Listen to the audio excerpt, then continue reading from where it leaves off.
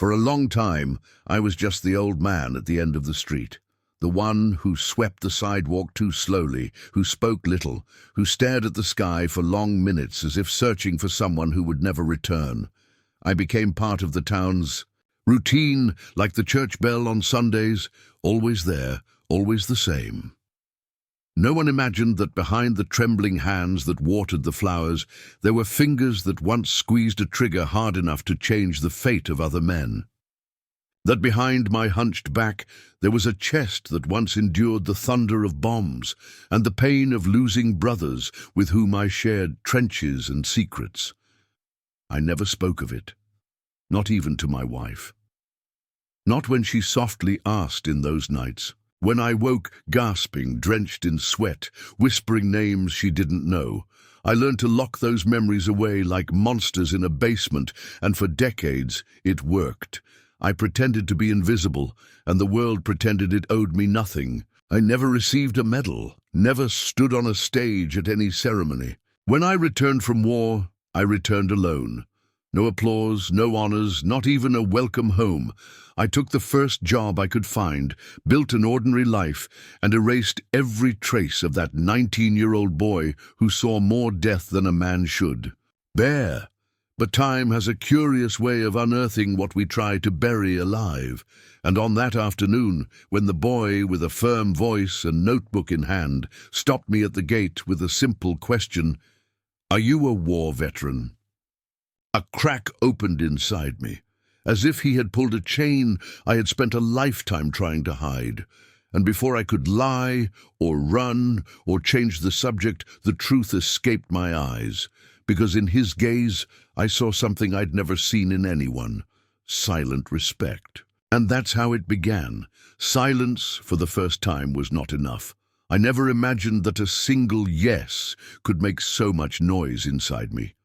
But in that moment, standing before that boy who looked about 14 or 15, the word slipped from my mouth with a weight that shook me inside. He smiled with an excitement I hadn't seen since, well, long before I left youth behind.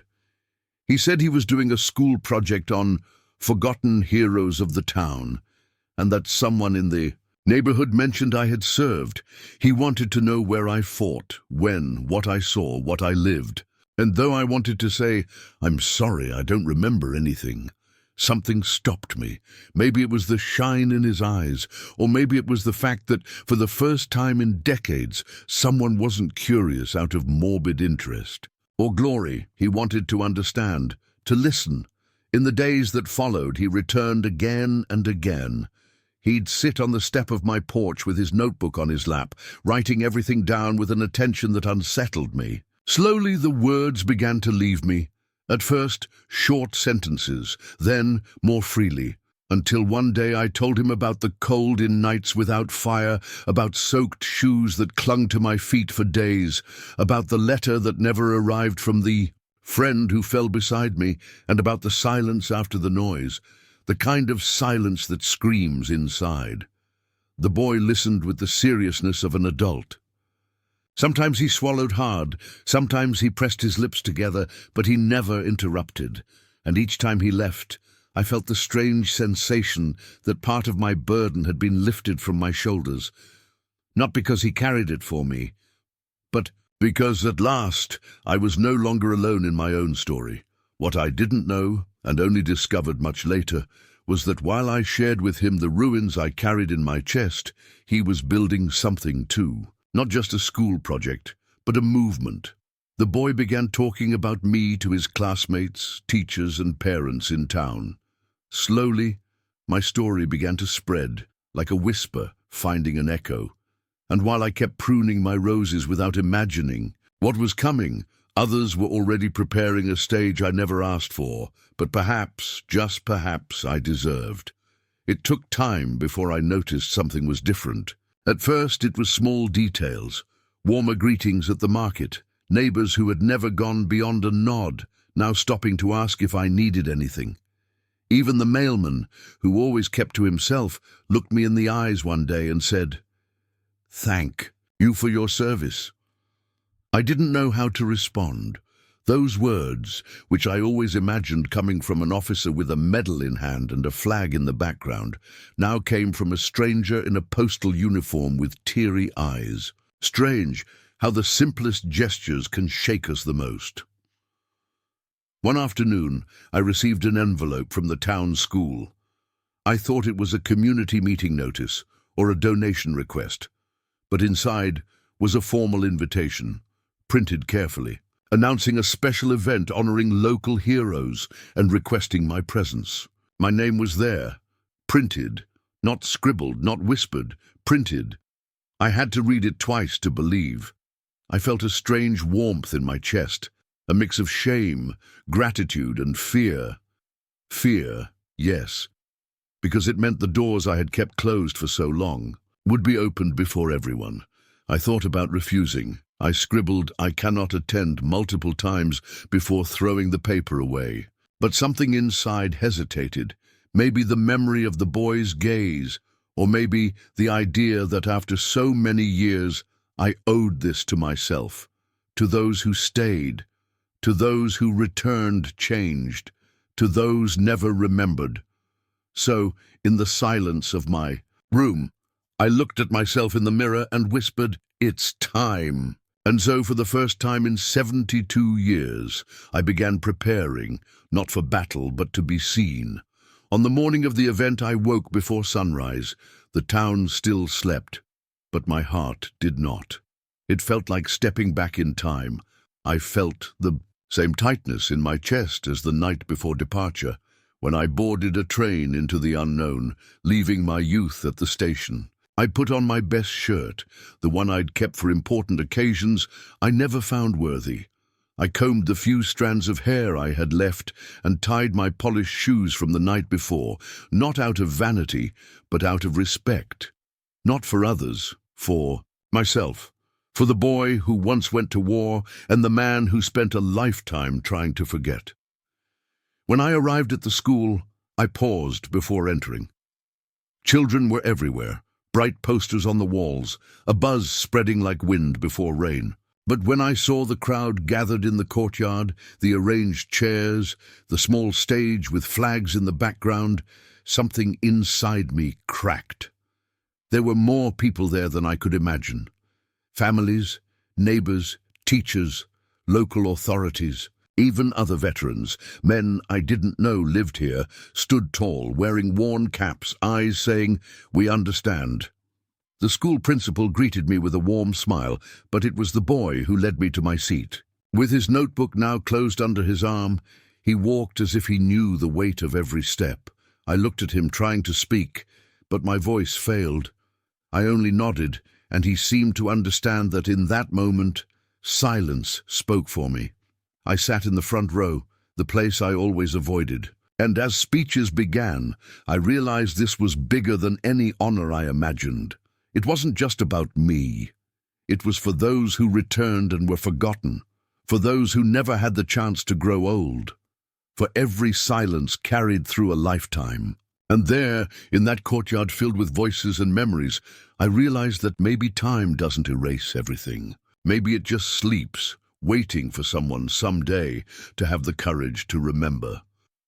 As the speeches continued, I wondered how this had become real.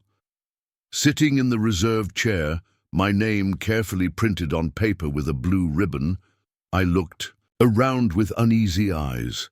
I saw entire families watching me as if suddenly I mattered, not for fame nor feats written in books, but because here, for this community, I was a symbol, a living reminder of sacrifice, resilience, and perhaps forgetfulness. The air carried a different weight, not just the spring sun, but something heavier, recognition, late but genuine. The boy, his name was Lucas. I watched him walk onto the stage with trembling hands, his hair disheveled by the breeze, his oversized dress shirt, yet he seemed firmer than any man I'd seen on battlefields. He cleared his throat, took a deep breath, and began to speak. Each word was like a mirror, returning to me images I'd kept locked behind my closed eyes for decades. He told the stories I'd shared, about mud in our boots, the first letter I wrote but never sent, about my comrade Ray, who died beside me holding a photo of his wife he'd never see again. No sensationalism, no exaggeration, just truth, pure, raw, simple, and that's what moved me most. As he spoke, I noticed faces moved. An elderly woman wiping tears with an embroidered handkerchief, perhaps the widow of another soldier. A man with a medal on his chest, gripping his son's hand tightly, the boy looking at me with a shine too pure to bear. I realized this moment was stitching together different times. The past that shaped me, the present that ignored me, and a future now listening, as if the next generation was saying, "We hear you." At the end of the speech, Lucas called me to the stage. My feet felt heavier than my body. I climbed the steps slowly, as if each step dragged decades of silence with me. When I turned to face the crowd, I didn't see numbers. I saw eyes, people who chose to be here, who heard me, who saw me. The principal handed me a small navy blue case, something inside reflecting the light. It wasn't an official medal, no government award, but in that moment, it felt as if time itself said, "Now." The case weighed almost nothing in my hands, and yet it felt like holding a whole world. Inside, a medal made by the school, simple, with my name engraved in small letters and the inscription, "To those who served in silence." Three words that opened a dam inside me. I stared, wondering how something so small could mean so much. Not the metal, the gesture. The fact that someone, after all these years, remembered to look back. The principal gestured to the microphone, silently asking if I wanted to speak. For a moment I wanted to refuse, retreat, flee. But then I looked at Lucas. He stood, hands clasped in front of him, watching me with the expression of someone who expects perfection, only presence. I took a deep breath and walked to the microphone as if crossing decades. When I spoke, my voice was steadier than I expected. "I never thought anyone would remember me," I began. "For a long time, I thought silence was the best tribute. I thought if I kept everything quiet, the ghosts would rest." I paused. I saw people holding back tears. But now I understand that remembering isn't reliving pain. It's giving meaning to what's past. It's making sure what we lived wasn't in vain. The words came as if they'd been locked inside, waiting for the right key. I spoke of Ray, the German boy who looked me in the eyes before falling, the fear we learned to swallow to survive. I told of the emptiness of returning home with no welcome, of sleepless nights, of decades of silence. Then, looking at the packed courtyard, I finished. "Today, you've given me back something I didn't know I was still searching for. And for that, thank you, for seeing me, for listening, for making this old man feel remembered." The applause came like a collective embrace. Not loud, deep, sincere, almost reverent. Standing there on that simple stage before strangers, who now knew my name, I felt a peace I'd never thought possible in life. That night, back in my small home, I sat in my creaking armchair, a faithful friend who understands my silences. The medal remained in my hands. I couldn't bring myself to put it away. I sat there for long minutes, studying every detail, as if trying to absorb the meaning of everything that had happened that day. The soft lamplight reflected gently off the metal, creating a calm, unassuming glow. And I thought, this is how true recognition presents itself, not as a spotlight, but as a candle lit in the dark. On the table beside me, I placed an old photo, faded by time, of Ray and me, taken days before he didn't return. We stood side by side again. For the first time in decades, I spoke to him aloud. "We did it, partner. Someone remembered." I didn't cry. Not for lack of emotion, but because the feeling was different. Not pain. Relief. As if every weight I'd carried in silence had finally been understood by eyes that never saw war, but learned to respect those who survived it. In the days that followed, the town looked at me differently. People no longer passed by in haste. They stopped, spoke. Some even brought handwritten notes, flowers, drawings from school children. And as strange as it may seem, I didn't feel exposed. I felt restored, as if somehow being seen had stitched the tears in my soul, even if partially. Lucas began visiting often, not with notebooks and questions, but with the simple desire to sit and listen. Sometimes he'd talk about his own dreams, the doubts of a boy discovering the world. I listened as one speaks to a grandson life never gave me, realizing that in this quiet exchange something was being passed on, not the weight of war, but the courage to face others' pain with respect. And then, on an ordinary morning while watering the roses, the same ones who'd always accompanied me, I realized something had changed. The silence within me no longer screamed, it simply existed at peace. Because now I knew my story wasn't in vain. It found ears, found purpose, found its time, and I, who spent so much of my life believing I deserved no honor, finally understood that sometimes all a man needs is to be remembered with dignity. The deepest change wasn't what others saw. It was what happened inside me, slowly, like thawing after an endless winter. Something in me began rearranging after that ceremony, as if the puzzle pieces of my soul, pushed into corners, finally started to fit. For the first time, I wasn't just surviving time, I was living within it. Invitations began to arrive. First, to speak to other school classes.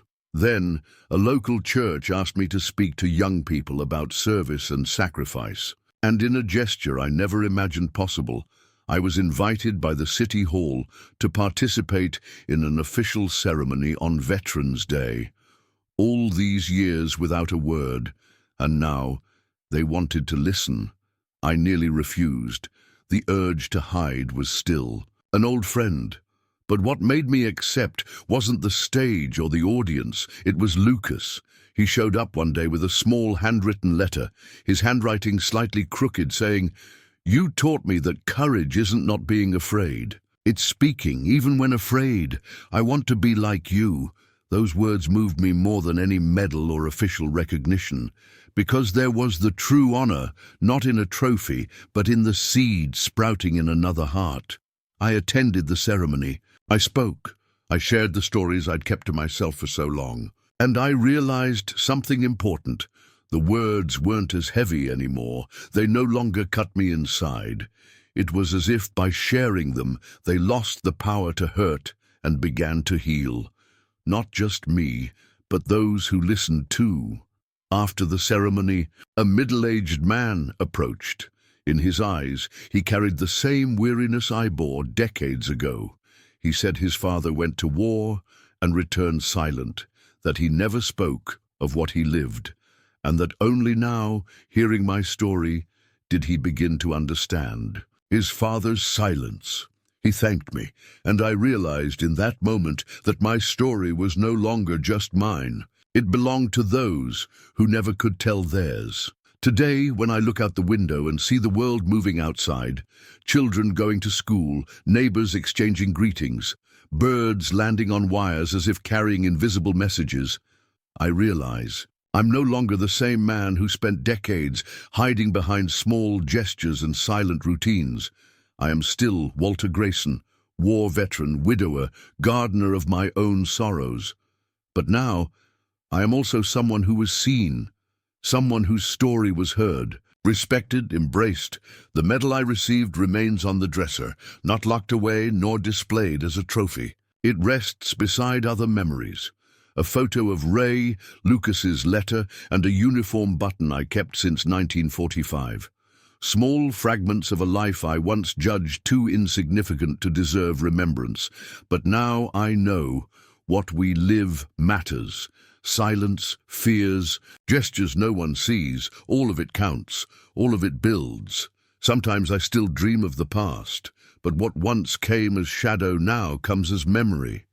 It no longer hurts as before. Now the voices that once haunted me simply keep me company. They don't scream, they tell, and I listen. Lucas keeps coming. He brings coffee, brings stories, brings youth in the form of hope. One day he asked if I thought it was all worth it. I looked at him, at his sincere smile, at his attentive eyes, and answered without hesitation, yes, because even if it took time, in the end, someone remembered. And that's what I carry now. The certainty that we don't pass through this world in vain. Sometimes it takes time, sometimes a lifetime, but one day someone looks at you and says, I see you. And in that moment, every pain, every weight, every absence finds peace. Months after that ceremony, I was surprised by something I never expected. My name engraved on a plaque in the school garden.